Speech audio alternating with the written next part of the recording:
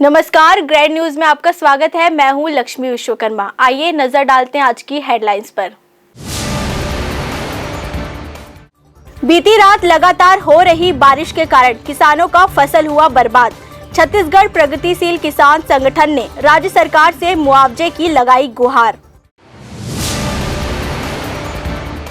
दुर्ग जिले के ग्राम निकुंभ में स्थित मां निकुंभला देवी मंदिर के दर्शन मात्र से ही लोगों के सारे दुखों का होता है अंत। यहाँ काफी संख्या में लोग माता के दर्शन करने आते हैं। भिलाई के कला मंदिर में राज्य सरकार द्वारा पीएससी की तैयारियों को लेकर बच्चों को दी जा रही विशेष जानकारियां। इस कार्यक्रम में दुर्ग जिला कलेक्टर ने बच्चों को किया मोटिवेट। भिलाई 3 स्थित हथकोज में कांग्रेसी पार्षद के हत्या की गुत्थी को पुलिस ने सुलझाया। 1 साल से हत्या का बनाया जा रहा था प्लान। पुलिस ने 4 आरोपियों को किया गिरफ्तार। अब खबरें विस्तार से। बीती रात लगातार हो रही बारिश की वजह से किसानों की फसल बर्बाद हो गई, जिसे लेकर छत्तीसगढ़ प्रगतिशील किसान संगठन ने राज्य सरकार से मुआवजे की मांग की है। बीते दिनों लगातार हो रही बारिश ने किसानों की मुसीबत बढ़ा दी है। वर्तमान में किसानों की फसल की बुआई के बाद अब फसल काटने का समय आ गया, लेकिन असमय हुई बारिश की वजह से किसानों की आधी से अधिक फसल बर्बाद हो गई है, जिससे किसान काफी परेशान हैं। और किसानों ने अब प्रगतिशील किसान संगठन के किसान नेता राजकुमार गुप्ता के माध्यम से राज्य सरकार से गुहार लगाई है कि फसल बर्बादी का मुआवजा किसानों को दिया जाए। किसान नेता राजकुमार गुप्ता का कहना है कि राज्य की भूपेश सरकार संवेदनशील सरकार है और किसानों की समस्या को समझते हुए जल्द ही किसानों को मुआवजा देने के विषय में विचार करेगी। आज दुर्ग संभाग के अनेक गांवों में भीषण बारिश आधी रात से हो रही है। इससे किसानों के फसल को भारी नुकसान पहुंचा है। धान के फसल के अलावा उद्यानिकी फसलों को भी नुकसान होने की संभावना है। इसे ध्यान में रखते हुए छत्तीसगढ़ प्रगतिशील किसान संगठन राज्य सरकार से मांग करती है कि प्रधानमंत्री फसल बीमा योजना के अंतर्गत और RBC 64 प्राकृतिक आपदा के अंतर्गत तत्काल सर्वे कराए और प्रभावित किसानों को फसल को हुई क्षति के लिए बीमा दावा राशि का भुगतान कराए और RBC 64 के अंतर्गत राहत राशि भी प्रदान करे। हम उम्मीद करते हैं कि इस संकट की घड़ी में राज्य सरकार किसानों के साथ होगी और किसानों को राहत प्रदान करने का प्रयास करेगी। Bureau report, grand news. Durg जिले के ग्राम निकुंभ में स्थित मां निकुंभला देवी का मंदिर लोगों के लिए आस्था का केंद्र बना हुआ है। लोगों का मानना है कि मां के चरणों में आशीर्वाद प्राप्त करने से ही सारे दुखों का अंत हो जाता है। आज हम आपको एक ऐसी देवी के बारे में बताने जा रहे हैं जिनके दर्शन मात्र से इंसान के सारे दुखों का अंत हो जाता है। जी हाँ, दुर्ग जिले से महज 22 किलोमीटर की दूरी पर स्थित ग्राम निकुंभ, जहां माता निकुंभला देवी का प्रसिद्ध मंदिर है। इस मंदिर से लोगों की अपार आस्था जुड़ी हुई है, तभी तो दूर दराज के गांवों से लोग माता निकुंभला के दर्शन को आते हैं और अपने सारे दुख मां के चरणों में अर्पण कर सुख संपन्नता और समृद्धि का आशीर्वाद प्राप्त कर अपने जीवन को सफल बनाते हैं। माता के मंदिर में एक और खास बात तो है, यहाँ छत्तीसगढ़ के प्रथम मुख्यमंत्री अजित जोगी की प्रतिमा को भी स्थापित किया गया है, जिसका अनावरण एक निश्चित समय सीमा पर करने का निश्चय लिया गया है। निकुंभला देवी मंदिर के एक खास बात तो यह भी है कि यहाँ प्रतिदिन माता जी के द्वार राष्ट्रगान किया जाता है, जिसमें हजारों की संख्या में मौजूद श्रद्धालु अपने सभी कामों को छोड़कर उपस्थित होते हैं और अपनी सहभागिता मंदिर में प्रतिदिन निभाते हैं। भजन कीर्तन का आयोजन भी किया जाता है, जिसमें माता निकुंभला की भक्ति में डूबे लोग माता की आराधना में लीन रहते हैं और माता जी अपनी गद्दी पर बैठकर प्रवचन करते हैं। कुल मिलाकर माता निकुंभला देवी सभी की मनोकामना पूर्ण करती है और जो भी माता के चरणों में पहुंच जाता है उसके सारे कष्ट माता हर लेती है। माता के दर्शन को मंदिर पहुंचे लोगों से जब हमने बातचीत की तो लोगों ने बताया कि उनकी आत्मा इतनी जुड़ी हुई है कि वे पिछले 10 सालों से अपने सारे दुखों के कष्ट के निवारण के लिए माता के मंदिर में पहुंचते हैं। जब मैं शुरू आया तो मैं किसी की बहुत डाउन थी। आज माता जी की कृपा से अब सही लेवल पे आ गया। उनके ऊपर मेरे को पूरा आस्था है। शांति बहुत है, मतलब आने से मन को शांति मिलती है, तो हम लोग ऐसे आते ही रहते हैं यहाँ पे। फिलहाल निकुंभ में स्थित माता निकुंभला देवी का मंदिर लोगों की आस्था का एक बड़ा केंद्र है और ऐसी मान्यता है कि माता के मंदिर में जो भी अपनी मनोकामना और मुरादें लेकर पहुंचता है, माता उसका निवारण अवश्य करती हैं। ग्रैंड न्यूज़ के लिए अतुल शर्मा की रिपोर्ट। भिलाई स्थित कला मंदिर में राज्य सरकार द्वारा पीएससी की तैयारी करने के लिए बच्चों को टिप्स दिया जा रहा है। इस कार्यक्रम में सीजीपीएससी में चयनित 5 टॉपर्स ने अपने अनुभवों को साझा किया, साथ ही हार्डवर्क कार्य करने की सलाह दी। इसी तरह की बातें सीजीपीएससी में चयनित 5 टॉपर्स ने अपने अनुभवों को साझा करने के दौरान कही। युवाओं को कलेक्टर डॉक्टर सर्वेश्वर नरेंद्र भूरे ने भी गाइडलाइन किया। उन्होंने कहा कि यहाँ कार्यशाला के दौरान चयनित डिप्टी कलेक्टर्स का संबोधन सुना। वे उत्साह से भरे हैं और सफलता का रास्ता बता रहे हैं। कुछ ऐसे भी हैं जो पहले प्रयास में ही चयनित हुए हैं। इनका यह उत्साह और आत्मविश्वास कड़ी मेहनत से आया है। सफलता का कोई शॉर्टकट नहीं होता। कार्यशाला में आए टॉपर्स में शिल्पा देवांगन, अमित श्रीवास्तव, विकास चौधरी, डिगेश देवांगन और दिलीप कुमार उइके शामिल थे।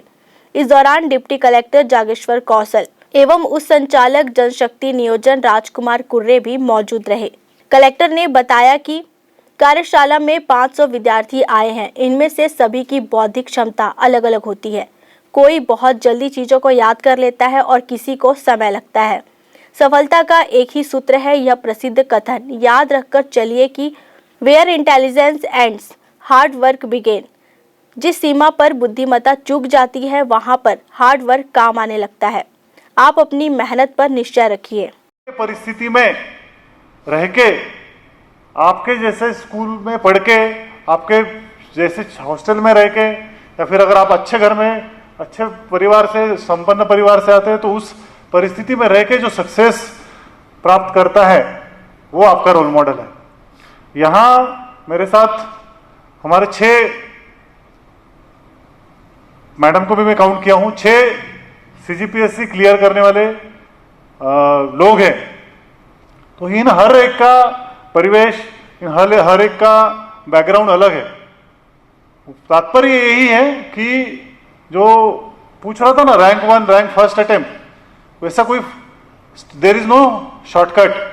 हर एक को अपने परिस्थिति के हिसाब से, हर एक को अपने एक्सपोजर के हिसाब से आना पड़ता है। हर एक को उन चीज़ों को सीखना पड़ता है और हम लोग उसी परिस्थिति में आके उन्हीं चीज़ों को सीख के जब सक्सेस पाते हैं तो वही रियल सक्सेस है।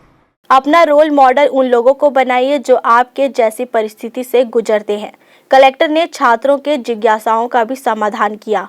उन्होंने कहा कि कई बार भ्रम होता है कि ज़्यादा लिखने से नंबर मिलते हैं। ऐसा नहीं होता। आपके पास बताने के लिए अच्छी सामग्री होनी चाहिए, साथ ही उसका प्रेजेंटेशन भी अच्छा होना चाहिए। उदाहरण के लिए, यदि आपसे भारत पाक संबंध की जटिलताओं पर पूछा जा रहा है तो उत्तर की प्राथमिकता तय होनी चाहिए। इसमें ट्रेंड संबंधी विवाद बाद में आएंगे और जियोपॉलिटिक्स से संबंधित विवाद पहले आएंगे। ये समझ स्मार्ट रणनीति से और लगातार मंथन से बनती है। ग्रैंड न्यूज़ के लिए अतुल शर्मा की रिपोर्ट। भिलाई 3 स्थित हथकोज वार्ड के कांग्रेसी पार्षद की हत्या की गुत्थी को पुलिस ने सुलझा लिया है। हत्या के मास्टरमाइंड दिनेश पाल का मृतक कांग्रेसी पार्षद सूरज बंछोर के साथ विवाद हुआ था, जिसे लेकर हत्यारा दिनेश पाल 1 साल से हत्या की योजना बना रहा था। आखिरकार पुलिस ने 4 आरोपियों को गिरफ्तार कर लिया है। एसपी बद्री नारायण मीणा ने बताया कि दिनेश पाल का सूरज बंछोर से पुराना विवाद था। 1.5 वर्ष पूर्व मनोज चौधरी व आशिक विश्वकर्मा से विवाद हुआ। सूरज बंछोर इनका समर्थन करता था। दीनू पाल पूर्व में देसी कट्टा रखने के विवाद में गिरफ्तार हो चुका था।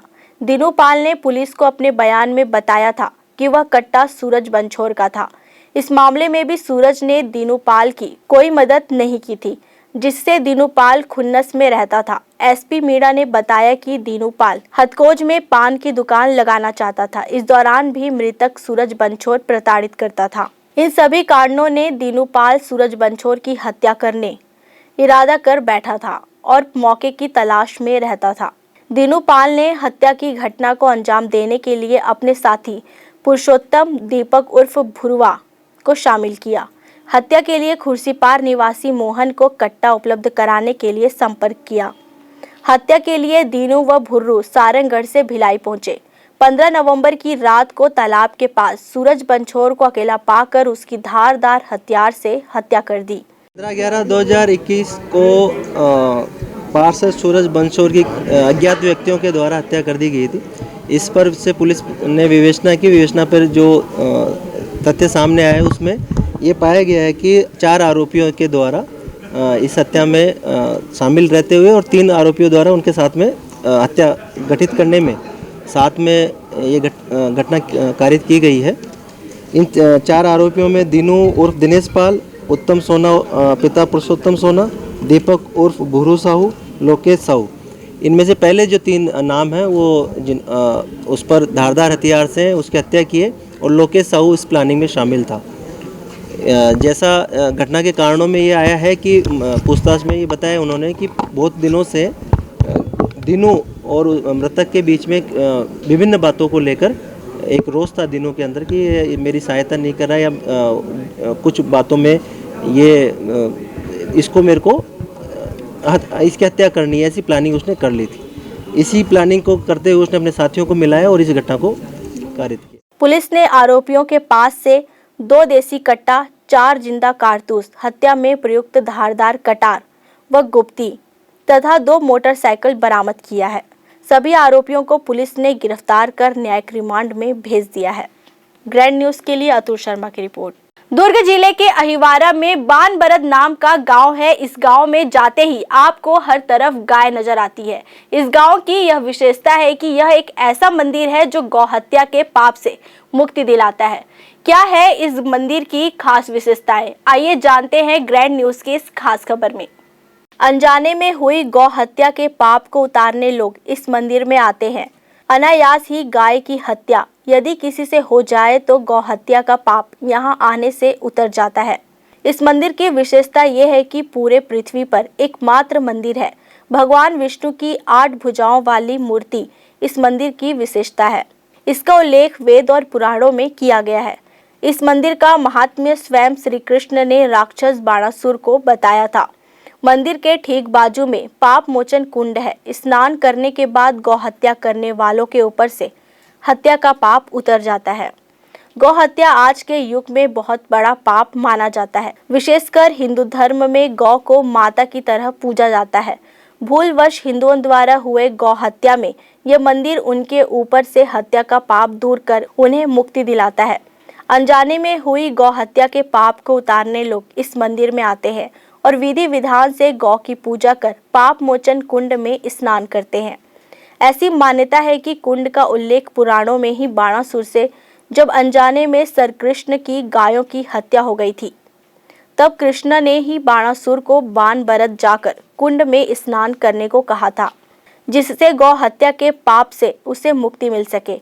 गौ हत्या के पाप को दूर करने वाला विश्व का एकमात्र मंदिर जिसमें पाप मोचन कुंड से स्नान करने पर पाप दूर हो जाता है। गौ हत्या आज के युग में बहुत बड़ा पाप माना जाता है।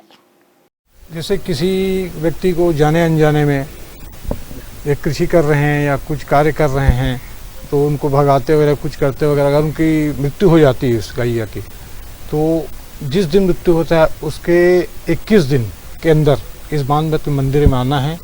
आने के बाद में यहाँ पे आएंगे, मुंडन संस्कार होगा उनका। उसके बाद में कुंड में नहाएंगे, जो पाप मुक्ति नाशक कुंड है उसमें नहाएंगे। नहाने के बाद में फिर गीला कपड़ा पहन के आएंगे, मंदिर का 5 परिक्रमा करेंगे। उसके बाद में मंदिर में भगवान विष्णु, लक्ष्मी जी और गैया जी की जो मूर्ति रखते हैं उसके द्वारा उनके पूजा पाठ करवाया जाता है। पूजा पाठ होने के बाद में फिर वो अपने घर जाते हैं। घर जाने के बाद में फिर तब उनको अपने समाज में, अपने परिवार में उनको मतलब मान्यता दिया जाता है कि हाँ ये पाप मुक्ति करके आ चुका है अपना, और ये अब किसी भी शुभ अशुभ किसी भी कार्य में सम्मिलित हो सकता है। पुराणों में उल्लेख है इनका कि आज से करीब 5000 वर्ष पहले कृष्ण भगवान और बाणासुर जी उनके बीच में युद्ध हुआ था। तो युद्ध हुआ था तो उसमें बहुत सालों तक युद्ध चला कृष्ण भगवान और बाणासुर जी का। तो आखिर में पराजित हो गया। तो बाणासुर जी जो है ना वो कृष्ण भगवान प्रताड़ित करने की उनकी जितनी भी गैया थी, जिनके भी गाय वो सब थे, उनके ना वो वध करना चालू कर दिया, अपने बाणों से प्रहार करना चालू कर दिया, मारना चालू कर दिया। मंदिर के पुजारी महाराज वैष्णव ने बताया कि उनकी इस मंदिर में 11वीं पीढ़ी है। इस मंदिर के बारे में गरुड़ पुराण में भी जिक्र है। इस मंदिर में पुरातन समय में कर्ण ने आकर गौ हत्या के पाप मुक्ति की पूजा की थी। ग्रैंड न्यूज़ के लिए अतुल शर्मा की रिपोर्ट। अब वक्त है एक छोटे से ब्रेक का, बने रहिए ग्रैंड न्यूज़ के साथ।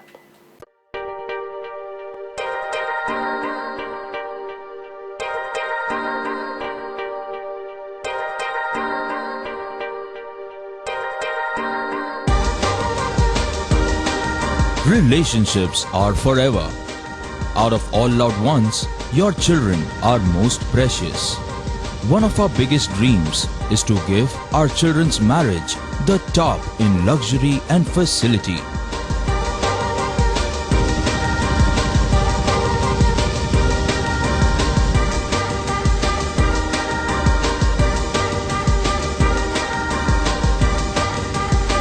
In today's busy life, you cannot afford to take time out for everything to be perfect for your marriage.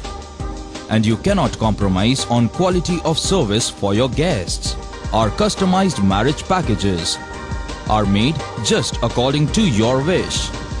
This presentation will acquaint you with the different luxury packed marriage packages available. This package has an elaborate menu with 60 mouth-watering items. Bharat Swagat including welcome drink, snacks and sweets. A breathtakingly decorated welcome gate and the arena decorated with flowers. To give you the best colors in view, we organize special light effects for all areas. We take care of decorating the groom's car to its best attire and exclusive DJ beats for extreme fun and valet parking to make your guests feel like an emperor. Our exclusive add-ons give you unlimited freedom to customize your ceremony to its best. मैं जब अपने बालों को कोम करती थी तो मेरे काफ़ी ज़्यादा बाल कोम्बिंग से टूट जाते थे और सीजनल चेंजेस की वजह से डैंड्रफ भी होता था। फैमिली में भी कुछ लोगों को ये प्रॉब्लम थी। तब मुझे मेरी फ्रेंड ने वास्तु गुरु जी हेयर ऑयल सजेस्ट किया, जिसके सिर्फ 2 यूजेस बाद ही मुझे ऐसा लगा जैसे मेरी स्कैल्प क्लीन महसूस हो रही है और सिर्फ 4 वॉशेस बाद ही मेरी हेयर फॉल और डैंड्रफ की प्रॉब्लम ऑलमोस्ट जड़ से खत्म हो गई। और इस ऑयल की सबसे अच्छी बात यह है कि ये होममेड है और उससे भी अच्छी बात यह है कि ये वर्क करता है।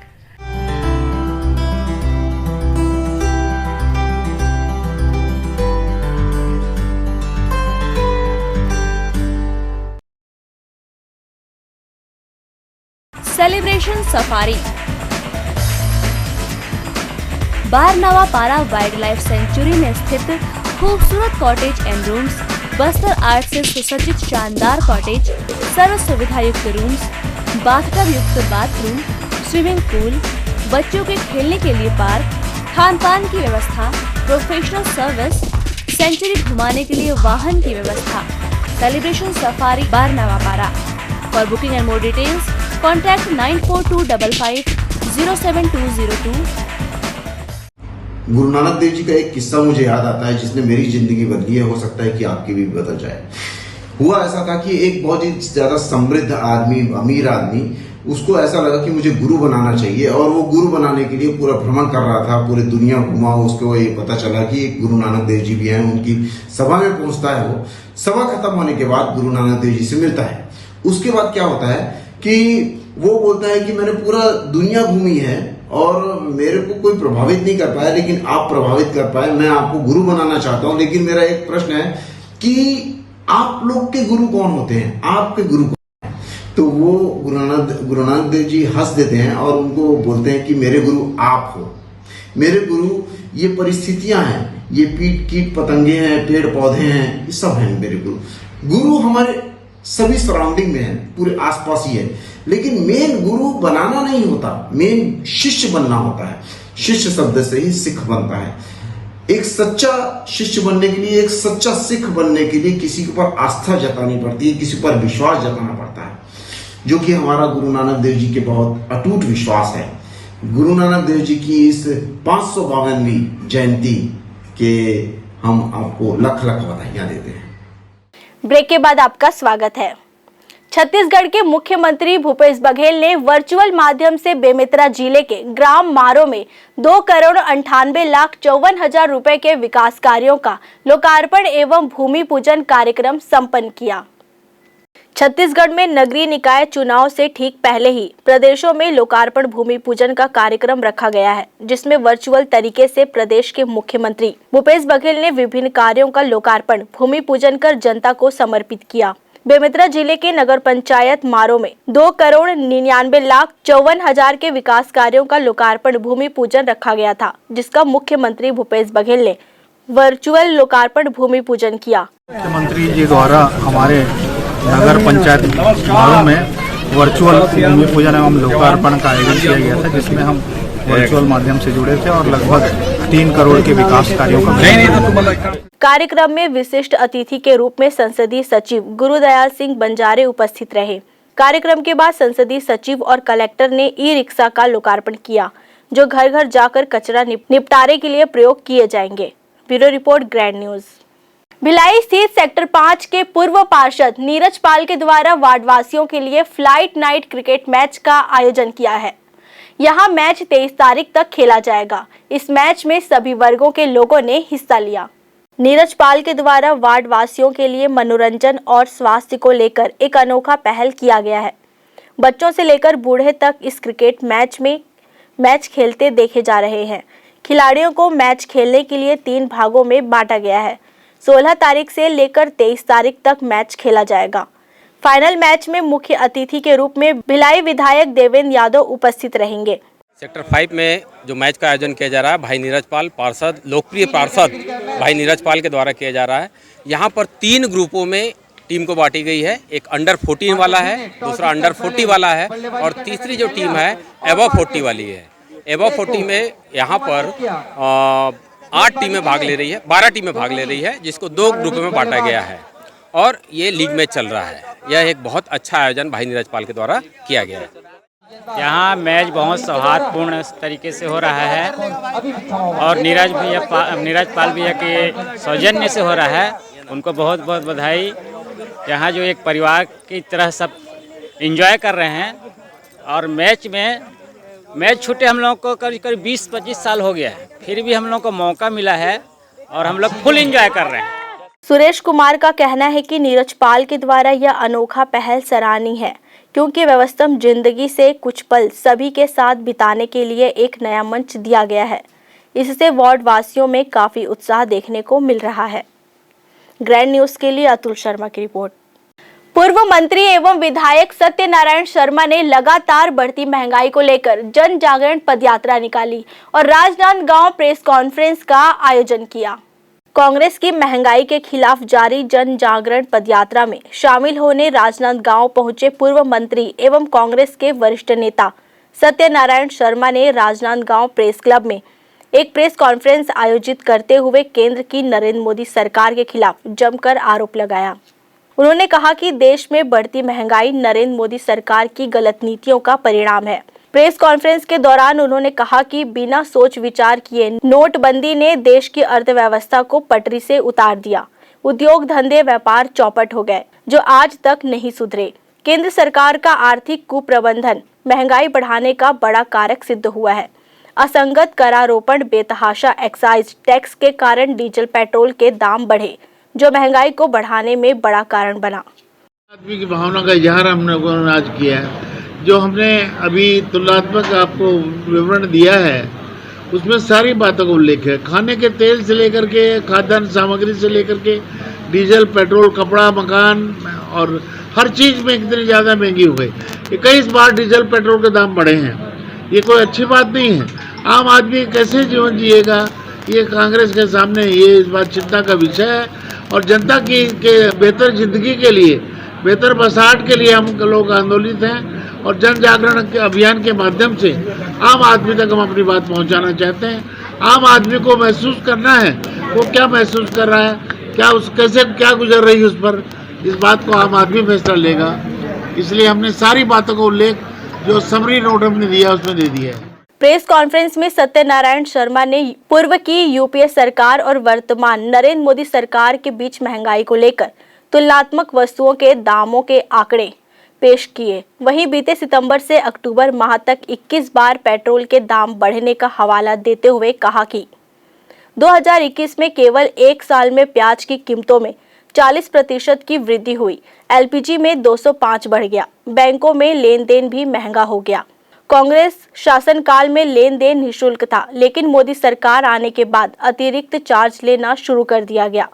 वहीं महिलाओं के सौंदर्य प्रसाधन में 80% की वृद्धि हुई। कॉपी किताब में 70% की वृद्धि हुई। कांग्रेस के इस प्रेस कॉन्फ्रेंस के दौरान विधायक सत्यनारायण शर्मा के साथ पूर्व ऊर्जा मंत्री एवं अंत्यावसायी वित्त विकास निगम के अध्यक्ष धनेश पाटिल, राजनांदगांव शहर जिला कांग्रेस प्रभारी अरुण सिसोदिया, महापौर हेमा देशमुख, शहर कांग्रेस कमेटी के अध्यक्ष कुलबीर सिंह छाबड़ा सहित बड़ी संख्या में कांग्रेसी पदाधिकारी मौजूद रहे। Bureau report, grand news. ग्राम पंचायत खैरा में सर्व आदिवासी सम्मेलन कार्यक्रम का समापन हुआ। इस कार्यक्रम में विधानसभा क्षेत्र से कई लोग शामिल हुए। एक अरसे बाद सार्वजनिक सामाजिक मंच पर राजा सुरेंद्र बहादुर सिंह की उपस्थिति से राजनीतिक दलों की बेचैनी बढ़ती नजर आ रही है। वहीं दूसरी ओर राजनीतिक गलियारों में अटकलें इस बात की लगाई जा रही है कि कुछ समय पहले सर्व आदिवासी सम्मेलन के बैनर पोस्टरों को उखाड़कर जिस तरह उनका अपमान किया गया, सम्मेलन के मंच से उन राजनेताओं और उनके दुमछल्लों को सचेत भी किया गया। न छेड़ो, हमें इतिहास के पन्नों को पलटने का है। अगर साहस देखोगे हमारी पुरखों की गौरवशाली गाथा का, जिन्होंने अपनी मातृभूमि के मान के लिए अपने अदम्य साहस का परिचय दिया है। मंच पर भावुक हुए राजा सुरेंद्र बहादुर सिंह जैसे ही राजा साहब मंच पर पहुंचे, वहां एकत्रित हुए आदिवासी समाज गगनभेदी स्वर में राजा साहब जिंदाबाद के नारे लगाते रहे। राजा साहब ने मंच से वहां एकत्रित हुए सभी लोगों को कम शब्दों में बहुत कुछ कहा। उन्होंने अपने दादा महाराज लीलाधर की कही बातें मंच पर साझा करते हुए कहा कि महाराज लीलाधर जी ने जब मेरा राज्याभिषेक किया था, तब मुझसे कहा था कि तुम्हें राजा बन के क्षेत्र की जनता का, किसानों और मजदूरों का साथ देना होगा। अपने क्षेत्र की तरक्की के लिए काम करना होगा। इस क्षेत्र की जनता ने मुझे हमेशा इतना आदर सम्मान दिया है। मैं राजनीति के इतने शिखर पर पहुंचा, वह आप सभी के प्यार व मान का परिणाम है। इस सर्व आदिवासी सम्मेलन का यह उद्देश्य था कि हमारे शक्ति विधानसभा में जितने भी सर्व आदिवासी है, सबकी एकजुटता, सबकी ताकत और सब एक साथ है और एक साथ होकर आगे बढ़ने के ये मैसेज दिया गया सबको। और जो भी आदिवासियों से टकराएगा, उनको दबाने की कोशिश करेगा, उनको बरगराने की कोशिश करेगा, उनको एक सभा की कि सब आदिवासी एक है, इकट्ठा है। अगर तुम एक आदिवासियों को पत्थर मारोगे तो 1000 आदिवासी तुम्हें पत्थर मारेगा। आदिवासियों पे कोई अत्याचार नहीं कर सकता, ये मैसेज है इस पर। ये शक्ति प्रदर्शन शुरू से ही आदिवासी समाज का रहा है। इसमें आप देखिए, शुरू से पहले ही आदिवासी समाज यहाँ पे प्रतिनिधित्व करता आ रहा है और आगे भी करता रहेगा। इसी मुकाम पे मैंने बोला भी है कि ये आदिवासी समाज सम्मेलन है, इसे आदिवासी समाज का शक्ति प्रदर्शन है और आने वाले आगाज़ के लिए ये यहीं से तैयारी है। इस सम्मेलन से होने वाले पंडित देवेंद्र अग्निहोत्री मंच से दूरगामी परिणाम लाने वाली आशाओं और परिणाम का जिक्र किया। आयोजन में पिछड़ा वर्ग के प्रदेश अध्यक्ष चौलेश्वर चंद्राकर, अकलतरा पूर्व विधायक चुन्नीलाल साहू, वरिष्ठ कांग्रेस अधिवक्ता नरेश सेवक, अमर अग्रवाल पूर्व नगर पालिका अध्यक्ष हरि सिंह एवं जिले के विभिन्न स्थानों से वरिष्ठ पदाधिकारीगण सहित ग्रामीण तथा शहरी क्षेत्रों के जनप्रतिनिधि और समूचा आदिवासी समाज शामिल रहा। Bureau report, grand news. Grand news की खबरों में फिलहाल इतना ही। मुझे दीजिए इजाजत। नमस्कार।